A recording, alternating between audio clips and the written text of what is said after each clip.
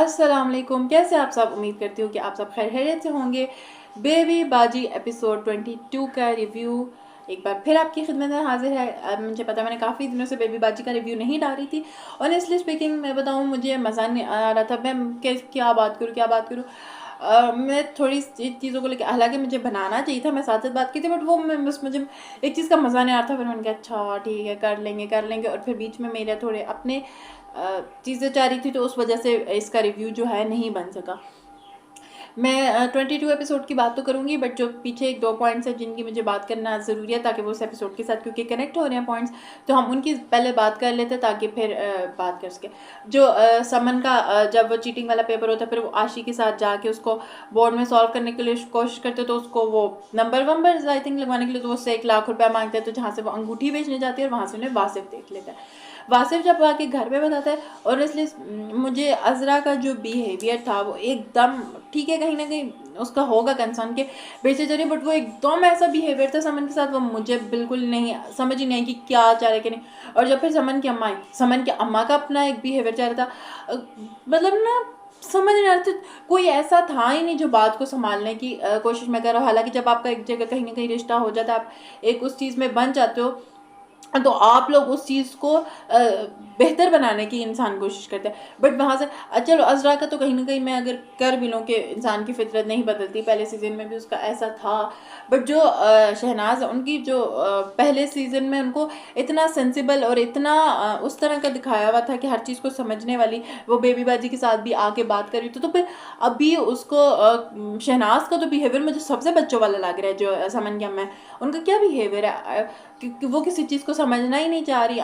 जैसे आज वाले एपिसोड में भी समन उन्होंने कहती कि अम्मा अगर वलीद लोग के घर से आएंगे बात करें, देखो चीज़ें सॉल्व करना मतलब इन्हें बस एक रिश्ता तोड़ दो, ये क्या बात हुई। आप चीज़ें वो अंडरस्टैंड, मुझे तो लगता है वो करना ही नहीं चाह रही।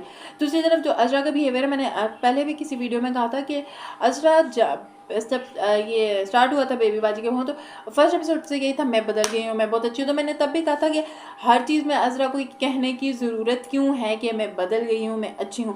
और अब जो अजरा का बिहेवियर है, मुझे अजरा का ना पहले सीजन वाला बिहेवियर है ये वैसा है, ना ये उसका ये अजीब सा अजरा का मुझे कैरेक्टर लग रहा है। मुझे तो अजरा समझ आ रहा है अजरा अच्छी है, अजरा नहीं अच्छी, अजरा है कौन, अजरा करना क्या चाहती है। अजरा तो कभी कभी मुझे लगता है हजरत की फरत से भी टाकी डल दिल, हालांकि बात अच्छे से मतलब कभी कभी कर लेती है, बट वो अजरा का तो मुझे फरत के साथ भी नहीं समझ आता कैसा बॉन्ड है, क्या किस तरह का चल रहा है।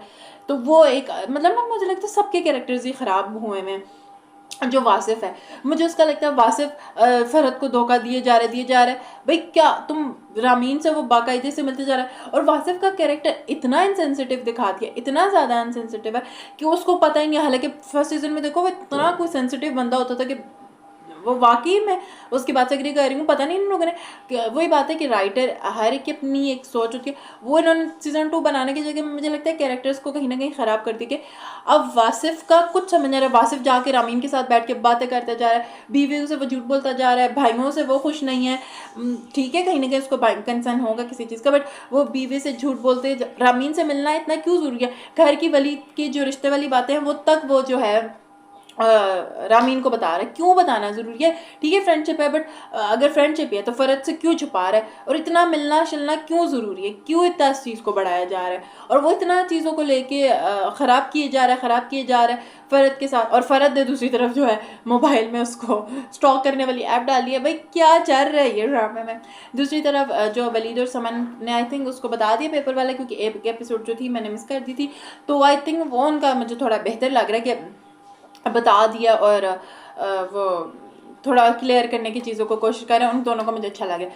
जो अभी तक मुझे थोड़ा बेहतर लग रहा है ना, वो नसीर और रस्मा का ही कैरेक्टर्स है कि समझ आ रही है कि अच्छे से बात करें। ठीक है, देखो ड्रामे में आप चीज़ें डालते हो, मसाला डालते हो चीज़ें क्रिएट करने के लिए, चीज़ों को ख़राब करने के लिए, बट ये जो कैरेक्टर्स है ना इन्हें बिल्कुल बदला दिए। तो ये मुझे इंडियन ड्रामे वाली वाइब्स आ रही हैं कि चीज़ें ही ख़राब कर दी सारी।